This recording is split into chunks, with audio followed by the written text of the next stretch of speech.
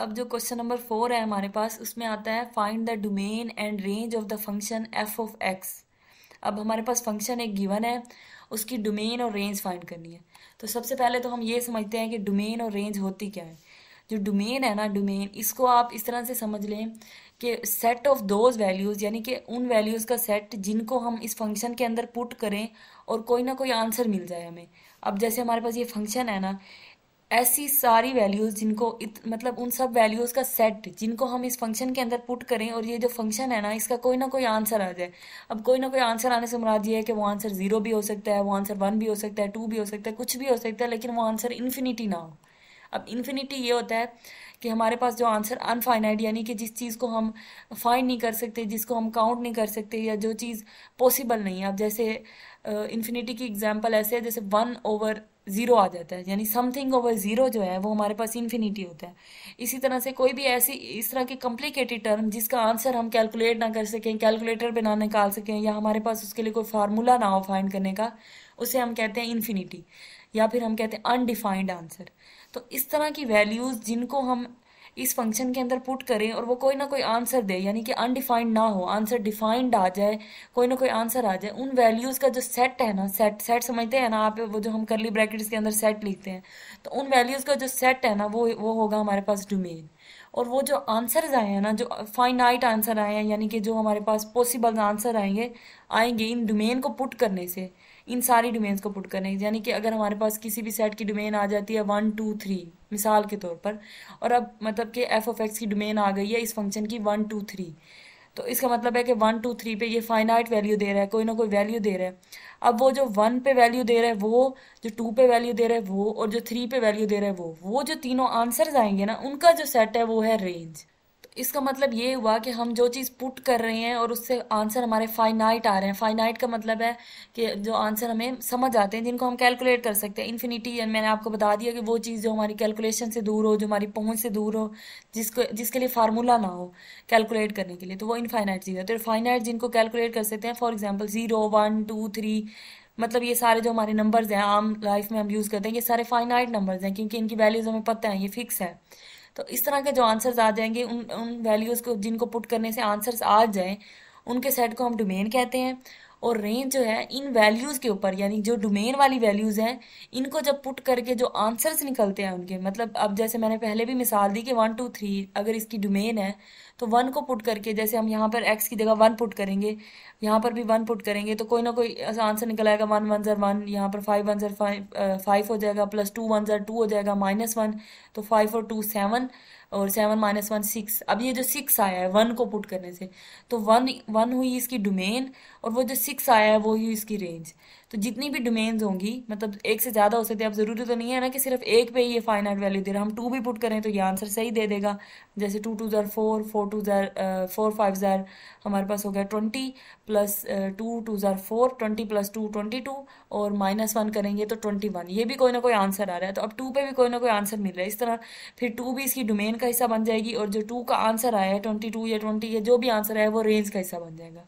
और जिन वैल्यूज पे हमारे पास आंसर नहीं आ रहे हैं, फॉर एग्जांपल अगर कोई ऐसी वैल्यू जो कि हम यहाँ पुट करें और उसका आंसर ना आए, तो फिर वो जो वैल्यू होगी, जिस तरह से वो वैल्यू डोमेन का हिस्सा नहीं होगी, इसी तरह से उसका आंसर जो अनडिफाइंड आंसर है, जो हमारा जो आंसर आएगा जिसको हम कैलकुलेट नहीं कर सकते, वो आंसर भी फिर रेंज के सेट का पार्ट नहीं होगा। यानी एक दफ़ा फिर सुन ले कि डोमेन की जो वैल्यूज़ हैं, जिन पर डोमेन की सिर्फ वो वैल्यूज़ होंगी जिन पर आंसर आ जाएगा सही, जिनको कैलकुलेट कर सकते हैं, जो फाइनाइट आंसर है वो डोमेन का हिस्सा बनेगा।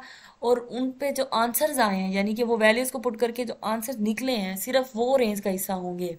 उसके अलावा जो, फॉर एग्जांपल अगर हम कोई ऐसी वैल्यू पुट करेंगे जिससे आंसर नहीं निकल रहा होगा, अनडिफाइंड निकल रहा होगा, तो वो अनडिफाइंड आंसर भी रेंज का पार्ट नहीं होगा, और जिसको पुट करने से वो निकला है वो चीज़ भी डोमेन का हिस्सा नहीं होगी। तो आई होप कि आपको अब ये कंसेप्ट समझ आ गया होगा। मज़ीद जब हम इन क्वेश्चंस को हल करेंगे तो आपको ये ज़्यादा क्लियर हो जाएगा। तो पार्ट 1 है हमारे पास, फंक्शन है F of X is equal to 5x² + 2x - 1। अब ये फंक्शन गिवन है, इसके हमें डोमेन भी निकालनी है, रेंज भी। तो ये जो क्वेश्चन है ना, अभी हमारे पास एक क्वाड्रेटिक इक्वेशन के फॉर्म में है, और जब तो इसके लिए ना एक आसान सा तरीका है डोमेन और रेंज निकालने का, कि बजाय इसके कि आप एक एक वैल्यू को इसके अंदर पुट करेंगे, आंसर निकालें और देखें कि इसकी डोमेन क्या आती है और इसकी रेंज क्या आती है, तो उससे बेहतर है कि आप एक चीज़ याद रख लें कि जब भी क्वाड्रेटिक इक्वेशन सिंपल फॉर्म में होगी, मतलब सिंपल फॉर्म से मेरी मुराद ये है कि ये फ्रैक्शन में ना हो, किसी चीज़ के साथ डिवाइड ना हो रही हो, मतलब सिंपली जैसे अब यहाँ पर क्वाड्रेटिक इक्वेशन लिखी हुई है कि एक्स की पावर 2 भी है, 1 भी है और एक कांस्टेंट भी है, एक सिंपल क्वाड्रेटिक इक्वेशन है। तो इसके लिए ये फार्मूला या ये रूल या हिंट याद रख लें कि ऐसी इक्वेशन के लिए हमारे पास जो डोमेन और रेंज है ना वो रियल नंबर्स होंगे। All real numbers are the part of its domain and range also. तो इस तरह से याद रख लें। और दूसरा एक और बात भी ये है कि जिस तरह यहाँ तो क्वाड्रेटिक इक्वेशन है, अगर लीनियर इक्वेशन भी आपके पास आ जाती है, यानी लीनियर इक्वेशन जैसे फॉर एग्जांपल x+1 आ जाता है फंक्शन, या फिर x की पावर 1 आपको पता है लीनियर इक्वेशन होगी, तो इस तरह से जब लीनियर इक्वेशन भी सिंपल फॉर्म में दी हो, अब सिंपल फॉर्म से मुराद ये है कि इसके अंदर फ्रैक्शन ना आ रही हो, बटे में डिवाइड ना हो रही हो, तो इस तरह से ना हो, सिंपली हो जैसे ये लिखी हुई है, इस तरह से अगर हमारे पास लीनियर इक्वेशन भी हो तो उन दोनों के लिए जो डोमेन और रेंज है वो रियल नंबर्स होंगे। तो इसलिए मैंने यहाँ लिख दिया कि as it is an quadratic equation, तो वो put any real number in F of X, but domain of F of X जो है वो ऑल रियल नंबर्स होंगे, आर और range of F of X is equal to real numbers. तो ये दोनों इसकी डोमेन और रेंज हो गई। नेक्स्ट क्वेश्चन है हमारे पास F of X is equal to X square -16 under root.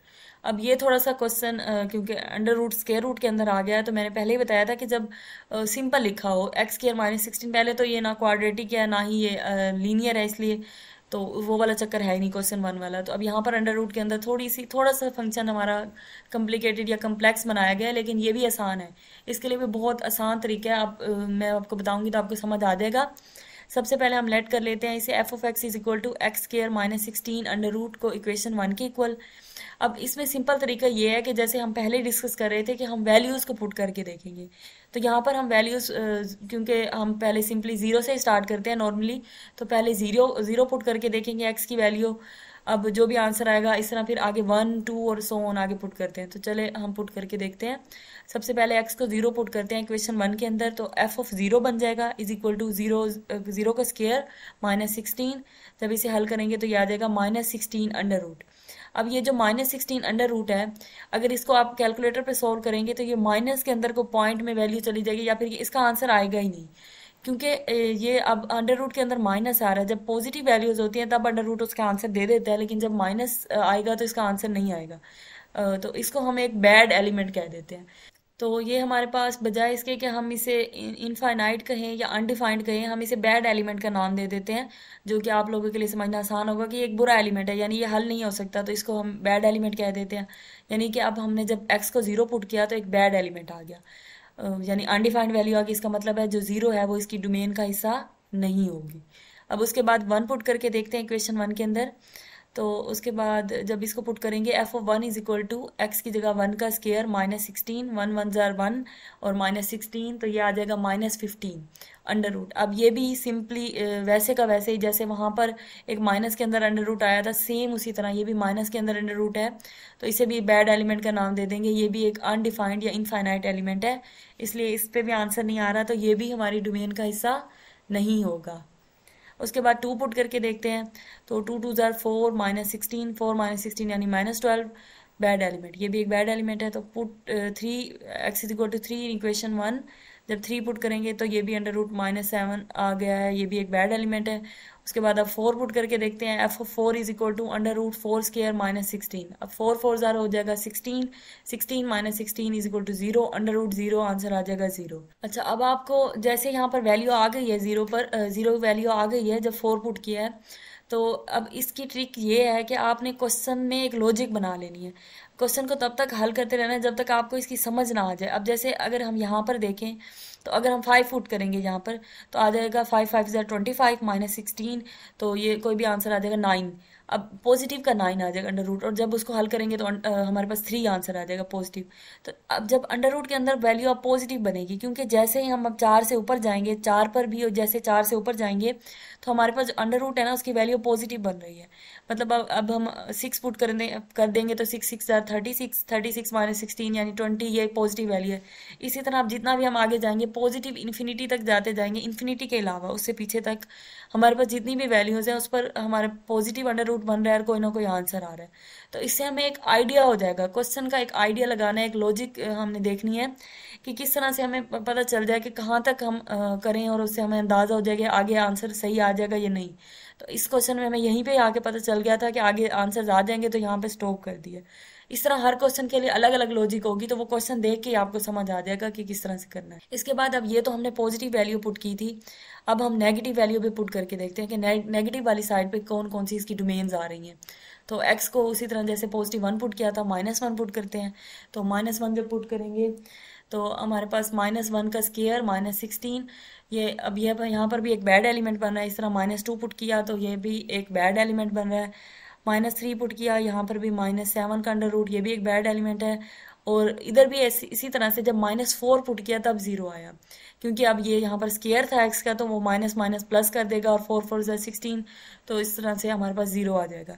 इसका मतलब है कि इससे आगे भी हम जब जाएंगे तो ये भी उसी तरह से सेम वही बात बन जाएगी कि इसमें भी हमारे पास वैल्यूज आ जाएंगी।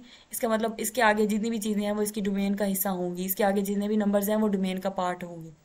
तो अब इसकी डोमेन को लिखने का जो तरीका है वो, वैसे तो मुख्तलिफ तरीके हैं डोमेन को लिखने के, लेकिन यहाँ पर मैंने आसान करके लिखने की कोशिश की है। तो domain of F of X is equal to, अब आर जो है वो हमारे पास रियल नंबर का सिंबल है, यानी कि ऑल रियल नंबर माइनस, अब रियल नंबर सारे, उनमें से क्या क्या डोमेन का हिस्सा नहीं है वो देखना है। अब ये जो है ना हमारे पास ये जो दो ब्रैकेट्स हैं, छोटी ब्रैकेट, स्मॉल ब्रैकेट्स, जिनको आप छोटी ब्रैकेट कहते हैं, इनको हम कहेंगे ओपन इंटरवल। अब ओपन इंटरवल का मतलब ये होता है, ओपन इंटरवल के अंदर जो भी एलिमेंट्स लिखे होते हैं, जैसे यहाँ पर -4 और 4 लिखा हुआ है, तो इस ओपन इंटरवल के अंदर जो एलिमेंट्स हैं वो इसका हिस्सा नहीं होंगे, और उसके अलावा जो दरमियान में इसके नंबर्स आएंगे वो जो है वो इसका हिस्सा है। अब इस बात से मेरी मुराद ये है कि जो -4 और 4 है वो ओपन इंटरवल में, यानी कि ओपन इंटरवल का मतलब है कि इस सेट का हिस्सा नहीं है, 4 भी इस सेट का हिस्सा नहीं है, -4 भी इस सेट का हिस्सा नहीं है। इसके दरमियान अब कौन से नंबर हैं, जैसे -4 के बाद जो नंबर आएगा -3, -2, -1, 0, फिर आएगा 1 2 3, तो वो जो दरमियान वाले नंबर्स हैं वो इस सेट का हिस्सा हैं।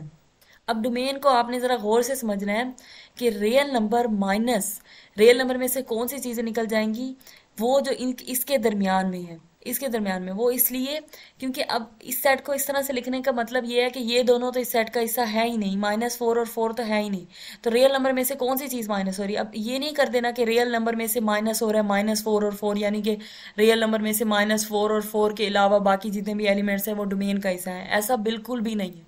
रियल नंबर में से माइनस वो चीज़ हो रही है जो इसके दरमियान है, क्योंकि ये एक ओपन इंटरवल है, और ओपन इंटरवल का मतलब है कि ये दोनों चीज़ें माइनस नहीं हो रही हैं, इसके दरमियान वाली जी चीज़ है वो माइनस हो रही है, यानी कि रियल नंबर में से वो चीज़ें निकाल दें तो बाकी जितने भी रियल नंबर्स हैं वो सारे इस डोमेन का हिस्सा होंगे। उसके बाद अगर हम रेंज की बात करें तो रेंज को लिखने के लिए ये जो है ये क्लोज इंटरवल के लिए यूज़ होता है और ये ओपन के लिए, और जैसे मैंने पहले ही बताया कि जो ओपन इंटरवल के साथ एलिमेंट होता है वो उसका पार्ट नहीं होता, इसका मतलब है इन्फिनिटी हमारे सेट का हिस्सा नहीं है, यानी कि 0 से लेकर वहां तक जहां तक इन्फिनिटी नहीं है, इन्फिनिटी से पहले तक जितने भी नंबर्स हैं वो सारे रेंज का हिस्सा हैं।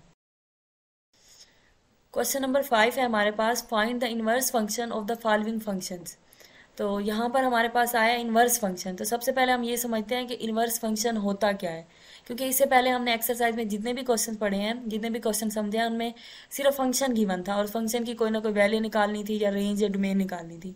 अब यहाँ पर इनवर्स फंक्शन की बात हुई है, तो इनवर्स फंक्शन को मैं आपको इस तरह से बताऊं कि जैसे किसी भी चीज़ का इनवर्स उसके उल्ट होता है, यानी अगर एफ ऑफ एक्स एक कोई भी चीज़ है तो एफ इनवर्स का मतलब है कि 1/f, यानी कि इसका उल्ट, इस फंक्शन को उल्ट, या फिर उसे हम कह सकते हैं f-1, क्योंकि इनवर्स जो भी चीज़, किसी भी चीज़ का इनवर्स जो होता है वो उससे उल्ट होता है, यानी अगर इसकी कोई डोमेन की वैल्यू निकलती है या कोई रेंज की वैल्यू निकलती है तो इनवर्स फंक्शन में जाकर इसकी डोमेन इस फंक्शन की रेंज बन जाएगी और इसकी रेंज इस फंक्शन की डोमेन बन जाएगी। अब आपको शायद इनवर्स का कंसेप्ट समझ आ गया हो कि जो इस हमारे सिंपल फंक्शन की डोमेन होती है वो इनवर्स वाले फंक्शन की रेंज होती है, और जो इसकी रेंज होती है वो इस फंक्शन की डोमेन होती है। तो बेसिकली ये डिफरेंस है इन दोनों के अंदर। तो पार्ट नंबर 1 है हमारे पास, F of X is equal to 2x - 3। यहाँ पर हमें एफ ऑफ एक्स की वैल्यू दी गई है 2x-3। तो लेट कर लेते हैं कि ये जो वैल्यू है ये y के इक्वल है, यानी हमारे पास F of X is equal to 2x-3 is equal to Y. सबसे पहले F of X is equal to Y let करते हैं, multiply F inverse on both sides. तो ये जो इक्वेशन बनी है F of X is equal to Y, इसमें एफ इनवर्स जो है वो दोनों साइड्स पर मल्टीप्लाई कर देना है। इस साइड पे भी एफ इनवर्स को मल्टीप्लाई करना है और इस साइड पे भी एफ इनवर्स को मल्टीप्लाई करना है। और ये जो एफ ऑफ इनवर्स है ये हमारे पास 1/f ही होता है, इसलिए एफ एफ से कट जाएगा, सिर्फ एक्स बच जाएगा और यहाँ पर जो है वो एफ इनवर्स वाई आ जाएगा। अब यहाँ पर एक इक्वेशन बन गई है। दूसरे नंबर पर फिर हम, क्योंकि हमने इन तीनों को आपस में इक्वल लिखा था, तो सबसे पहले हमने एफ ऑफ एक्स को वाई के इक्वल लिया और अब हम लेंगे 2x-3 को y के इक्वल। 2x-3 जो है वो y के इक्वल है, तो यहाँ पर 2x इज इक्वल टू 3 इधर जाके प्लस हो जाएगा और x is equal to Y plus 3/2। अब यहाँ से भी एक x की वैल्यू निकल आई है, ये भी x की वैल्यू निकल आई थी, यहाँ से भी एक x की वैल्यू निकल आई है। तो ये दो इक्वेशंस बन गई हैं। इन दोनों इक्वेशंस को हम इक्वल पुट कर सकते हैं, यानी कंपेयर कर सकते हैं। So from 1 and 2 F inverse Y is equal to, इनकी जो राइट साइड है ये दोनों बराबर हो जाएंगी, इसलिए F inverse Y is equal to Y plus 3/2। तो Y F inverse Y is equal to Y plus 3/2। अब क्योंकि हमें एफ इनवर्स ऑफ एक्स निकालना था, हमें अपने एफ ऑफ एक्स फंक्शन का इनवर्स निकालना था ना क्वेश्चन में, तो हमें यहाँ पर वाई नहीं चाहिए, यहाँ पर जो वेरिएबल है ना वो हमें एक्स चाहिए, इसलिए हम रिप्लेस कर देंगे वाई को एक्स के साथ। तो ये आ जाएगा F inverse X is equal to X plus 3/2। Question number 2 जो इसका सेकंड पार्ट है उसमें भी हमें एफ ऑफ एक्स दिया हुआ है x/3 - 5 और उसी तरह से हमने इसमें भी इनवर्स फाइंड करना है। तो हम लेट कर लेंगे F of X is equal to x/3 - 5 is equal to Y. इसे y के इक्वल लेट कर लिया है, तो सबसे पहले एफ ऑफ एक्स को y के इक्वल लेके चलते हैं, इससे इक्वेशन बनाते हैं, इससे x की वैल्यू निकालते हैं। उसके बाद इस चीज़ को जो एफ ऑफ एक्स की वैल्यू है इसे y के इक्वल लेंगे, इससे फिर एक इक्वेशन बनेगी, x की वैल्यू निकलेगी और उसी तरह से इनको कंपेयर करेंगे। तो सबसे पहले एफ ऑफ एक्स को y ले लेते हैं, multiply F inverse on both sides. जब मल्टीप्लाई करेंगे तो उसी तरह से ये दोनों कट जाएंगे, x is equal to F inverse of y। तो x की ये वैल्यू आ गई 1, इक्वेशन 1 बन गई। उसके बाद दूसरे नंबर पर हम लोगों ने x/3 - 5 को y के इक्वल ऐड करना है, तो x/3 - 5 is equal to y और x/3 इज इक्वल टू ये जो 5 है जो इधर जाके प्लस हो जाएगा, x इज इक्वल टू 3 जो है इधर जाके मल्टीप्लाई हो जाएगा, 3y प्लस 3 5 = 15। तो ये इक्वेशन 2 बन गई। अब फ्रॉम 1 and 2, 1 हमारे पास थी एफ इनवर्स y के इक्वल था x और 2 में हमारे पास 3y प्लस 15 के इक्वल है, तो राइट हैंड साइड इक्वल हो जाएंगी आपस में क्योंकि लेफ्ट हैंड साइड इक्वल है। F inverse y is equal to 3y plus 15। अब यहाँ पर फिर हमारे पास y के वेरिएबल की फॉर्म में इन्वर्स आ रहा है और हमें x में चाहिए, तो रिप्लेस कर देंगे y को x के साथ। F inverse x is equal to 3x plus 15, ये आंसर आ गया। इसी तरह से अब थर्ड पार्ट है F of X is equal to 2 - x/15। तो सेम इसी तरह से लेट करना है, F of X is equal to 2 - x/5 is equal to Y. और जब y के इक्वल ऐड करना है तो पहले y को एफ ऑफ एक्स के इक्वल ऐड कर लेना है, मल्टीप्लाई कर लेना है एफ इनवर्स को दोनों साइड्स पे, एफ एफ से कट जाएगा और यहाँ पर आ जाएगा x और एफ इनवर्स y। तो ये क्वेश्चन नंबर 1 बन गई। उसके बाद फिर ऐड कर लेना है 2 - x/5 को y के इक्वल, तो यहाँ पर वो ऐड कर लिया 2 - x/5 is equal to F inverse of y और उसके बाद 2 - x is equal to 5y। उसके बाद जो है हमारे पास हो जाएगा -x इज इक्वल टू, ये जो 2 है ये इधर जाके माइनस हो जाएगा 5y - 2 और अगर इस माइनस को मतलब मल्टीप्लाई कर दें दोनों साइड पे तो यहाँ पर प्लस हो जाएगा और 2 जो है वो पॉजिटिव हो जाएगा, 5 नेगेटिव हो जाएगा, तो 2 - 5y ये x की वैल्यू आ गई। अब फ्रॉम 1 and 2 x यहाँ पर है एफ इनवर्स ऑफ y और यहाँ पर है 2 - 5y, तो राइट साइड के इक्वल हो जाएगी, F inverse of y is equal to 2 - 5y और उसी तरह से जो y है उसे रिप्लेस कर देना x के साथ, तो यह आ जाएगा F inverse of x is equal to 2 - 5x। उसके बाद क्वेश्चन नंबर 4 है, इसका जो 4 पार्ट है उसमें भी हमारे पास एक फंक्शन गिवन है जो कि थोड़ा सा अंडर रूट की फॉर्म में आ गया है, तो F of X is equal to 4 plus √2x। F of X को उसी तरह से y के लेट कर लेना इक्वल और F of X is equal to Y multiply F inverse on both sides. तो जब मल्टीप्लाई करेंगे एफ इनवर्स को एफ एफ से कट जाएगा, x वैसे आ जाएगा और यहाँ पे आ जाएगा एफ इनवर्स ऑफ y। तो ये इक्वेशन 1 बन गई। उसके बाद जो वैल्यू थी यानी कि 4 + 2x अंडर रूट उसे y के इक्वल ऐड करना है। अब इसके बाद क्योंकि हमें यहाँ से x की वैल्यू फाइंड करनी है तो 4 को दूसरी साइड पे ले जाएंगे और ये जहाँ जाकर माइनस हो जाएगा y - 4। और अब क्योंकि x की वैल्यू निकालनी है तो ये स्क्वायर रूट जो है इसको ख़त्म करने के लिए taking square on both sides, जब दोनों साइड पे स्केयर लेंगे तो 2x अंडर रूट का स्केयर आ जाएगा और y माइनस 4 का होल का स्केयर आ जाएगा। अब ये स्केयर रूट स्केयर के साथ कट जाएगा, 2x is equal to Y minus 4 का होल का स्केयर। उसके बाद x is equal to Y minus 4 का होल का स्केयर डिवाइडेड बाई 2, ये हमारे पास इक्वेशन 2 बन जाएगी। अब x की एक वैल्यू ये निकल आई है और एक हमने इक्वेशन 1 में निकाली थी, दोनों को कंपेयर कर लेते हैं। So from 1 and 2 F inverse of y is equal to Y minus 4 whole का स्केयर डिवाइडेड बाई 2। अब क्योंकि हमें एफ इनवर्स ऑफ x की वैल्यू चाहिए थी, इसलिए y को x के साथ रिप्लेस कर देते हैं। तो simply replace y with x, F inverse of x is equal to x minus 4 का होल का स्केयर डिवाइडेड बाई 2। तो ये हमारे पास एफ इनवर्स ऑफ x का आंसर आ जाएगा। उसके बाद हमारे पास क्वेश्चन नंबर 6 है, if F of x is equal to X cube minus 2। हमें एफ ऑफ x की एक वैल्यू दी गई है और फाइंड क्या करना है, एफ इनवर्स ऑफ x। अब यहाँ पर हमने इनवर्स ऑफ x फाइंड करना है। तो ये भी उसी तरह से है कि हम लोगों ने एफ ऑफ x की वैल्यू दी है और उसका इनवर्स फाइंड करना है। तो F of x is equal to X cube minus 2 is equal to Y. पहले हमने y के इक्वल ले लेना है, multiply F inverse on both sides. जब दोनों साइड पे मल्टीप्लाई करेंगे तो एफ इनवर्स से कट जाएगा और x is equal to F inverse of y, ये इक्वेशन 1 बन गई। उसके बाद जो वैल्यू थी यानी कि X cube minus 2 is equal to Y, तो इसे y के इक्वल लिया है। अब इसको लेके चलना है, X cube is equal to जो माइनस का 2 है इधर जाके प्लस हो जाएगा। अब taking cube root on both side. अब क्यूब रूट यहाँ पर इसलिए लिया क्योंकि यहाँ पे क्यूब आ रहा है, दोनों साइड पे क्यूब रूट लिया। अब क्यूब रूट को आप अंडर रूट की टर्म में लिख के और अंडर रूट की पावर में इधर 3 भी लिख सकते हैं, लेकिन इस तरह से भी लिखा जा सकता है 1/3। इस तरह आसानी हो जाती है, समझ आ जाएगा कि किस तरह से इनकी पावर कटेंगी। तो क्यूब से कट जाएगा, ये x बच जाएगा और इस साइड पे भी 1/3 आ जाएगा। अब x is equal to Y plus 2 और उस होल की पावर 1/3, ये इक्वेशन नंबर 2 बन गई। अब फ्रॉम 1 and 2, अब जैसे कि 1 हमारे पास है एफ इनवर्स ऑफ y और 2 है हमारे पास y प्लस 2 होल का पावर है 1/3। तो F inverse y is equal to Y plus 2 whole की power 1/3, replace y with x, F inverse of x is equal to x plus 2 और whole की पावर 1/3। तो ये हमारे पास आ गई एफ इनवर्स ऑफ x की वैल्यू। उसके बाद हमारे पास सेकंड पार्ट है एफ इनवर्स ऑफ 3। अब जो हमने एफ इनवर्स ऑफ x निकाला है ना, सिंपल इसमें बस x की जगह 3 को रिप्लेस कर देना है, क्योंकि हमें एफ इनवर्स ऑफ 3 चाहिए ना। तो पार्ट 1 में हमने एफ इनवर्स ऑफ x निकाल ली है, अब x की जगह हमने 3 पुट कर देना है। तो F inverse of 3 is equal to X plus 2 जो है उसकी जगह 3, x की जगह 3 पुट करेंगे तो put x is equal to 3 in equation 1। F inverse of 3 is equal to 3 plus 2 और होल की पावर 1/3, 3 प्लस 2 हो जाएगा 5 की पावर 1/3, एफ इनवर्स ऑफ 3। तो अब जब इसको हम इस तरह से भी लिख सकते हैं, लेकिन अगर इसे हल करें तो ये हमारे पास जो 1/5 है ये आ जाएगा अंडर रूट की पावर 3 अंडर रूट 5 आ जाएगा हमारे। क्वेश्चन नंबर 7 है हमारे पास, if F of x is equal to x minus 4 over x minus 3। अब हमें फंक्शन की एक वैल्यू दी गई है और फाइंड करना है domain and range of function. तो हमने इसकी डोमेन और रेंज फाइंड करनी है। तो F of X is equal to X minus 4 by X minus 3 को इक्वेशन 1 लेट कर लेना है। तो सबसे पहले हम 0 से स्टार्ट करेंगे, 0 पुट करके देखेंगे। F of 0 is equal to 0 minus 4 by 0 minus 3, तो ये आ जाएगा minus 4 by minus 3, minus minus से कट जाएगा 4/3।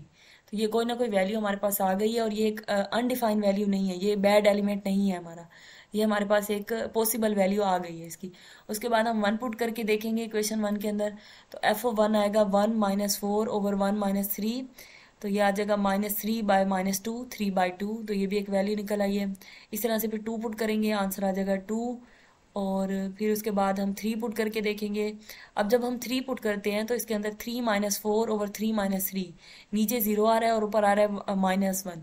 तो आपने याद रखना है something over 0 is always equal to infinity, something over 0 is always equal to infinity.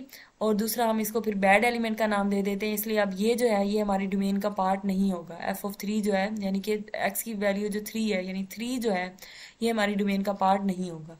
अब इसका मतलब है कि इसके ऊपर वाले जो है वो डोमेन का हिस्सा है। अब जब हम इसके अंदर 4 पुट करेंगे तो 4 पुट करने से क्या हो जाएगा, 4 पुट करने से ये होगा कि 4 माइनस 4 वो ऊपर आ जाएगा 0 नोमिनेटर में, और डिनोमिनेटर में हमारे पास होगा 4 माइनस 3 यानी कि 1, 0 ओवर 1। अब 0 ओवर 1 हमारे पास 0 होता है, तो वो भी कोई ना कोई नंबर है।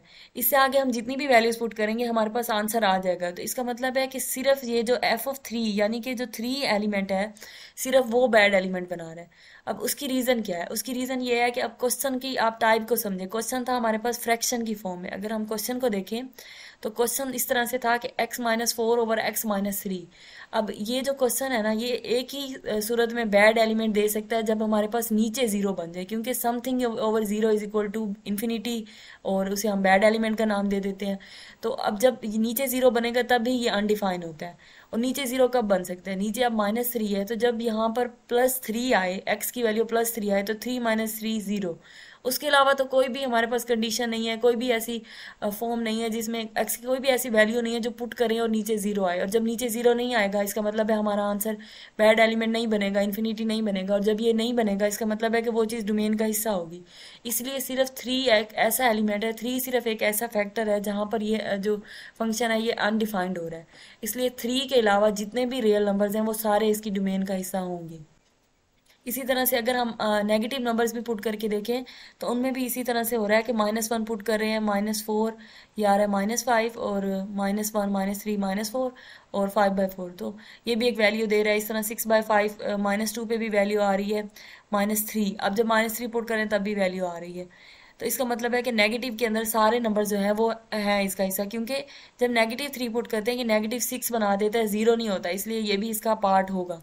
तो नेगेटिव के भी सारे नंबर्स, और पॉजिटिव में एक्सेप्ट 3, यानी कि जब 3 पुट करते हैं तब जाके वो जीरो बनता है। बाकी सारे जितने भी रियल नंबर्स हैं वो इसकी डोमेन का हिस्सा होंगे।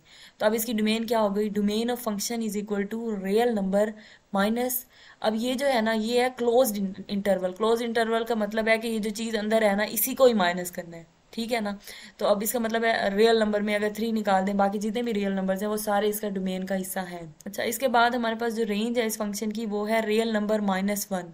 अब क्योंकि रियल नंबर में से 1 इसलिए माइनस किया है, कहीं पे भी हमने जितनी भी वैल्यूज पुट किया हमारे पास 1 आंसर नहीं आ रहा, और ना ही 1 आ सकता है। क्योंकि अब अगर हम क्वेश्चन को देखें तो क्वेश्चन है हमारे पास x-4/x-3।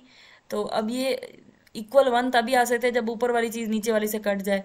अब जब ऊपर वाली और नीचे वाली में है ही डिफरेंस, ऊपर जो है उसमें x में से 4 माइनस हो रहा है, और नीचे जो है वो x में से -3 हो रहा है। तो अब जब भी हम जो भी वैल्यू यहाँ पुट करेंगे वही यहाँ पुट करते हैं। अब फॉर एग्जांपल यहाँ 2 पुट करें, 2 - 4 जो है वो हो जाएगा -2, और 2 - 3 है -1, यानी ऊपर वाली 2 है नीचे 1 है। तो किसी भी सूरत में वो कट के 1 नहीं हो सकता, कोई ना कोई और डिजिट आएगा हमारे पास, या तो बटे में आंसर आएगा, या पॉइंट में आएगा, फ्रैक्शन में आएगा, लेकिन 1 नहीं आएगा। इसलिए जो हमारी रेंज है ना वो है real number, all real number -1। तो ये हमारे पास रेंज हो जाएगी। उसके बाद क्वेश्चन नंबर 2 है, पार्ट 2 है इसका, domain and range of F inverse.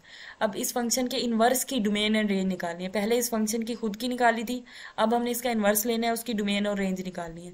तो इनवर्स का वैसे ही जैसे फार्मूला है, हम इसका वही फार्मूला अप्लाई करते हैं कि हम लेट कर लेंगे y के इक्वल, और पहले एफ ऑफ एक्स को y ले लेंगे, multiply F inverse on both side, F inverse को दोनों साइड पे मल्टीप्लाई करेंगे तो एफ इनवर्स से कट जाएगा, यह आ जाएगा एफ, और यह आ जाएगा एफ इनवर्स ऑफ वाई। अब उसके बाद ये हमारे पास एक इक्वेशन बन गई है। दूसरे नंबर पे जिस तरह हम वैल्यू को लेके y के इक्वल लेट करते हैं, तो x-4/x-3 is equal to Y. तो x-4/x-3 is equal to Y लेके इसको हल करते हैं। x-4 यहीं पे रह जाएगा, x-3 जो है वो उस साइड पे जाके मल्टीप्लाई हो जाएगा y के साथ। x-4 is equal to Y x-3y। अच्छा, उसके बाद है हमारे पास 3y-4, यानी कि 3 को अगर इस साइड पे लेके आए तो 3y-4, और x को इस साइड पे yx-x। अब ये इसलिए किया क्योंकि x वाली को x के साथ जोड़ना चाह रहे थे हम, इसलिए x को x के साथ एक साथ इकट्ठा कर दिया यहाँ पर, और y और 4 वाली वैल्यू को अलग कर दिया। तो 3y-4 इज इक्वल टू, इन दोनों में x कॉमन आ रहा है, x कॉमन ले लेते हैं, y-1, और x is equal to 3y-4/y-1। तो अब हमारे पास यहाँ पर x की वैल्यू निकल आई है, और ये इक्वेशन 2 बन गई है। फ्रॉम 1 and 2 उसी तरह से राइट हैंड साइड इक्वल है राइट हैंड साइड के, तो F inverse y is equal to 3y-4/y-1, और रिप्लेस कर देना है y को x के साथ, क्योंकि हमें x का इन्वर्स चाहिए था, x के वेरिएबल के साथ इन्वर्स चाहिए था, इसलिए हम रिप्लेस करेंगे। F inverse of x is equal to 3x-4/x-1। तो ये हमारे पास एफ इनवर्स ऑफ x की वैल्यू आ गई। अब अगर हम इसकी डोमेन और रेंज निकालना चाहें तो वो प्रॉपर जो हमने ऊपर प्रोसेस किया वो सारा पूरा करके भी निकाल सकते हैं, लेकिन क्योंकि मैंने आपको स्टार्ट में ही बताया था कि जो इन्वर्स है, जो फंक्शन का इन्वर्स है, उसकी जो डोमेन होती है वो हमारे आम सिंपल फंक्शन की रेंज के इक्वल होती है, यानी कि domain of inverse of function is equal to range of that function and range of inverse of function is equal to domain of that function. अब इसे सिंपली अगर हम समझें तो इसकी जो डोमेन है वो हमारे सिंपल फंक्शन की रेंज के बराबर है, और इनवर्स की जो रेंज है वो हमारे सिंपल फंक्शन की डोमेन के बराबर है। इसीलिए फिर यहाँ पर मैंने वही जो रेंज निकाली थी एफ की, वो इसकी डोमेन में लिख दी है, और जो उसकी डोमेन निकाली थी वो इसकी रेंज में लिख दी है। तो ये हमारी एक्सरसाइज का लास्ट क्वेश्चन है। आई होप आपको एक्सरसाइज समझ आ गई होगी। मैंने कोशिश की है कि इसे आसान तरीके से समझाऊं, लेकिन अगर फिर भी कोई कन्फ्यूजन हो डोमेन रेंज के टॉपिक में या इसके अलावा भी किसी टॉपिक में, तो आप कमेंट सेक्शन में ज़रूर बताइएगा। इस पर हम नेक्स्ट वीडियो बना लेंगे। Thank you so much.